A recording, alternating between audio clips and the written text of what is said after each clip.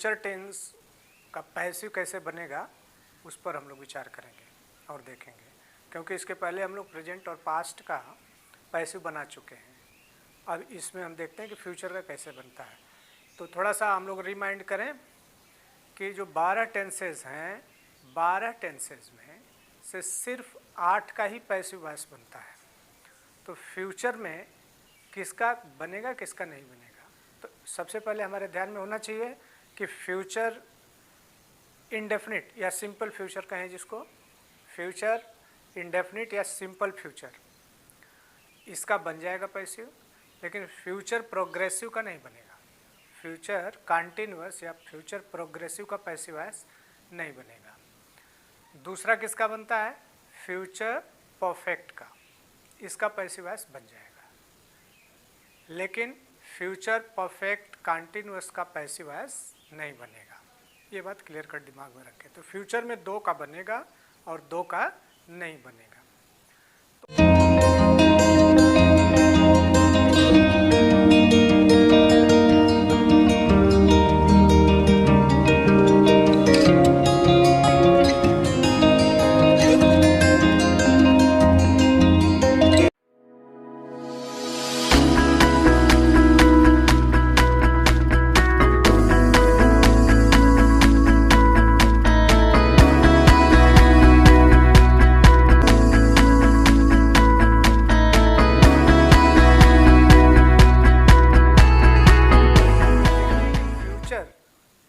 Indefinite या simple future को passive voice बनाने के लिए हमें कौन से ऑक्सिलरी की ज़रूरत पड़ती है, तो इसके लिए हमें जो ऑक्सिलरी की ज़रूरत पड़ती है will be shall be, 2 auxiliary will be shall be, ये 2 ऑक्सिलरीज फ्यूचर इंडेफिनिट को जब पैसिव में कन्वर्ट करेंगे तो पैसिव के लिए ये 2 ऑक्सिलरीज हम लगाते हैं।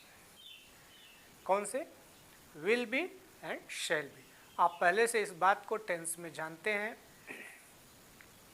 कि सब्जेक्ट यदि प्रोनाउन में आई और वी रहता है तो उसके साथ हम ऑक्सिलरी शैल का यूज़ करते हैं। इसके अतिरिक्त सेकंड पर्सन या थर्ड पर्सन रहता है तो हम विल का यूज़ करते हैं। ये बात पहले से क्लियर है, ये बात यहाँ भी लागू होती है, ये नियम यहाँ भी चलेगा। तो विल बी और शैल बी इसकी ऑक्सिलरी हुई। अब हमें किसी सिंपल फ्यूचर को जिसमें ट्रांजिटिव वर्ब हो, जिसमें ऑब्जेक्ट हो, उसका पैसिव वॉइस बनाना हो, क्योंकि you already know that the passive voice is possible when the subject contains object. If there is no object in the sentence, passive voice is not possible. In this case, example में जरा देखें, I shall help you, ये active voice का sentence, इसमें verb active है। I shall help you, तो I shall help you का जब हम पैसिव वॉइस में से कन्वर्ट करते हैं तो ऑब्जेक्ट को फाइंड करते हैं, तो ऑब्जेक्ट इसमें हमें you मिला, यू इज ऑब्जेक्ट। तो जैसा कि पैसिव का रूल है कि हम पैसिव में ऑब्जेक्ट को पहले रखते हैं, तो यहाँ पर यू को हम पहले लाएंगे। अब यहाँ पर यू के साथ में हम विल बी ऑक्सिलरी यूज करेंगे। एक बात आपको थोड़ा सा खटक सकती है, दिमाग में आ सकता है कि यहाँ पर ऑक्सिलरी शैल का यूज हुआ है, लेकिन यहाँ पर विल का क्यों हुआ है। तो यहाँ पर हम देखते हैं कि यू जो है सेकंड पर्सन का प्रोनाउन है, तो यू के साथ में आप विल का ही यूज़ करेंगे, यानी second person and third person इसके जो प्रोनाउंस होते हैं इनके साथ में हम विल का यूज़ करते हैं। यह बात पहले से दिमाग में होनी चाहिए। तो इसका बनेगा you will be helped by मी।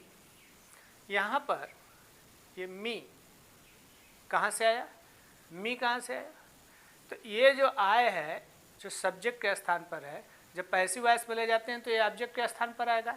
तो आय का ऑब्जेक्टिव केस क्या होगा, तो आय का ऑब्जेक्टिव केस मी होता है, तो इसको ऑब्जेक्टिव केस में लिखने के लिए हम यहाँ पर मी लगाते हैं, एजेंट का काम करता है। बस इतना सा नियम है, यानी कि सिंपल फ्यूचर का पैसिव वॉइस बनाने के लिए हमें सिर्फ हेल्पिंग वर्ब ही जानना है कि सिंपल फ्यूचर के लिए विल बी, शैल बी हम हेल्पिंग वर्ब के रूप में यूज करेंगे, वर्ब का थर्ड फॉर्म यूज करेंगे। बाकी के रूल्स वही हैं कि सबसे पहले हम ऑब्जेक्ट को लिखेंगे, ऑब्जेक्ट के बाद हेल्पिंग वर्ब आएगी, उसके बाद वर्ब का थर्ड फॉर्म आएगा, उसके बाद बाय प्लस एजेंट आता है।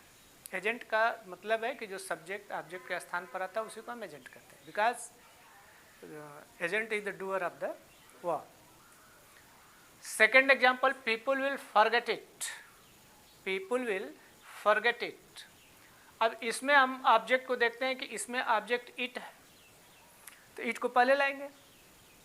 इट चूंकि यहाँ पर ऑब्जेक्टिव केस में है, तो इसको जब हम सब्जेक्ट के स्थान पर लाएंगे तो ये नॉमिनेटिव केस में जाएगा या सब्जेक्टिव केस में जाएगा। तो ये जब सब्जेक्टिव केस में लिखा जाएगा तो इट का सब्जेक्टिव केस भी इट ही होता है। ऑब्जेक्टिव और सब्जेक्टिव केस दोनों सेम होते हैं इसके, तो इसलिए यहाँ पर जब ये सब्जेक्ट के स्थान पर आया तो इट रहेगा। इसके साथ में हम हेल्पिंग वर्ब विल बी लगाएंगे, इट विल बी और ये फॉरगॉटन। इस सेंटेंस में एजेंट महत्वपूर्ण नहीं है, इसलिए यहाँ पर बाय लगा करके आपको एजेंट लिखने की ज़रूरत नहीं है, क्योंकि आप कहेंगे यहाँ पर पीपल सब्जेक्ट है तो यहाँ पर बाय लगा के पीपल क्यों नहीं लिखा जाएगा। तो आप ये जाने कि पैसिव वॉइस की ज़रूरत ही इसीलिए पड़ी है कि जहाँ पर सब्जेक्ट महत्वपूर्ण न रह जाए, जहाँ पर सिर्फ कर्म प्रधान हो जाए, ऑब्जेक्ट मुख्य बन जाए, तो उस सेंटेंस को हम पैसिव वॉइस में कहेंगे तो ज़्यादा महत्वपूर्ण होता है, वो ज़्यादा फोर्सफुल होता है, ज़्यादा ब्यूटीफुल सेंटेंस होता है। इसलिए सारी बातों को हम एक्टिव वॉइस में नहीं कह सकते, कुछ बातों को हम पैसिव वॉइस में कहेंगे तो ही वो अच्छी होती है, तो वही वो महत्वपूर्ण होती है। जैसे कहा जाए किताब पढ़ी जाती है, किताब पढ़ी जाती है, तो इसमें ये दिखाया जाता है कि किताब पढ़ने वाली चीज़ है, खाने वाली चीज़ नहीं है। यहाँ पर ऑब्जेक्ट इंपॉर्टेंट है, तो ऑब्जेक्ट को पहले करके बोला जाता है, और जब ही ऑब्जेक्ट को आप पहले करके बोलेंगे वो पैसिव वॉइस में चला जाएगा। उस सेंटेंस को पैसिव वॉइस में ही कहना पड़ेगा आपको, तब वो अच्छा लगेगा। तो यहाँ पर पीपल विल फॉरगेट इट, यहाँ पर सब्जेक्ट पीपल है, लेकिन जब हम पैसिव वॉइस बनाएंगे तो इसे हम एजेंट के रूप में बाय लगा करके नहीं लिखते हैं, क्योंकि ये अनइम्पॉर्टेंट है, इसका वैल्यू खत्म। केवल बताना इतना, it will be forgotten, it will be forgotten, इतना ही पर्याप्त है। अब किसके द्वारा भुला दिया जाएगा, तो किसके द्वारा भुला दिया जाएगा, वो अगर कोई स्पेशल पर्सन है तब तो यहाँ पर बाय लगा करके लिखना जरूरी हो जाएगा, क्योंकि वो इम्पोर्टेंट हो जाएगा। लेकिन अगर वो कोई स्पेशल नहीं है, कोई ऑर्डिनरी है, जनरल बात है, जनरल सब्जेक्ट है, तो उसे लिखने की ज़रूरत नहीं होती है, इसलिए हम बाय लगा करके एजेंट नहीं देते हैं। तो इस प्रकार से हमने देखा कि फ्यूचर इंडेफिनिट या सिंपल फ्यूचर जिसको कहें, इसका पैसिव वॉइस बनाए तो हमने कैसे बना। एक सेंटेंस और देखें, ही विल हेल्प मी। इस एग्जाम्पल में ही विल हेल्प मी, तो मी इसमें ऑब्जेक्ट है, इसको जब हम लेके जाएंगे सब्जेक्ट के स्थान पर तो मी का सब्जेक्टिव केस या नॉमिनेटिव केस जिसे कहेंगे वो आई होता है, तो ये मी आई बन जाएगा।